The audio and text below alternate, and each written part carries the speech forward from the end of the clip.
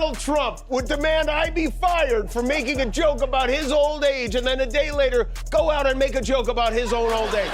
Somebody's married to this guy. An insufferable beta male that's doubling down on a double down. Bro, all you had to do, now I know they're doing it for ratings, right? That's what they're doing it for. They knew he was getting ratings and he can have something to talk about for the next couple of days. But like all he had to do was say, yeah, it was a joke. But in light of what happened, I want to apologize if that offended somebody because I know the climate that we're in and the joke didn't land the way I thought it would, and that's it. That's all he had to say. But he can't do it. Yesterday he said something stupid. Today he's stupider. Roll the clip. Trump was very excited about hosting the King, and a lot of it is because Trump's mom was a great fan of the royal family. My wonderful mother, Mary McLeod. She came to America at 19, met my incredible father. We loved him so much. We all loved him. We loved her. We loved him, Fred, and they were married for 63 years. And excuse me if you don't mind. That's a record we won't be able to match, darling. I'm sorry. Just not going to work out that way. Wait a minute. Did he just make a joke about his death?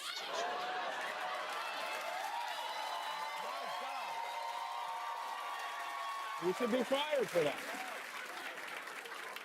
Only Donald Trump would demand I be fired for making a joke about his old age and then a day later go out and make a joke about his own old age. You think, just when you think they've hit peak ridiculous, making a big thing out of this joke, they then top themselves and criminally charge former FBI Director Jim Comey, who Trump doesn't like because he did his job and investigated him. They charged Comey once with obstruction and with making a false statement, which went nowhere. It got thrown out of court. So now they're charging him again, this time with threatening the president's life for this. This is not a joke. They're charging him with threatening the president's life for this photo of seashells that spell out 8647. 86 is an old restaurant term. It means get rid of, and Trump is the 47th president. Trump's pets in the DOJ are claiming this is some kind of threat or call to violence, which even he should be embarrassed by this. Put that back up. That is not a threat. That is a piece of art your aunt with a beach house would buy on Etsy. But I'm done with it. I can't. He's being charged with a crime, man. Stop. I cannot listen to this guy. These people are so stupid. Let me interject real quick and bring some sanity to the conversation. First of all, saying that I cannot be married for 68, 62 years.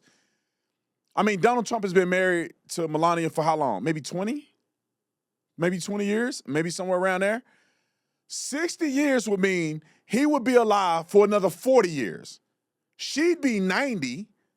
And what? Trump would be 120 years old, 140 years old? What are we saying? Now 40 more years, 120 years old? They've been married for 21 years. So essentially she'll be 90, he'll be 120. That's not making fun of your death. That's just a reality of I would be 120 years old to be able to reach 62 years of marriage. This fool said her being an expected widow, meaning that she's anticipating his death. There's no signs or symptoms that Donald Trump is going to die anytime soon. Chris Cuomo had something to say about this. I don't agree with everything he just said, but he had something to say about Jimmy Kimmel. Roll the clip. Breaking news is bad news for Jimmy Kimmel fans. The latest is that the ABC stations that are being targeted by the FCC were just told internally, this means from the corporate side, not from the government side, to pull the Kimmel promos for this week. You know what that means? This, you may like it, you may not, but it's not about Kimmel. It's about the levers of power. So this guy doesn't like a joke, and now he's using federal agencies to shut down a broadcast show because he doesn't like it. Think about that. Now, again, it's not about Kimmel.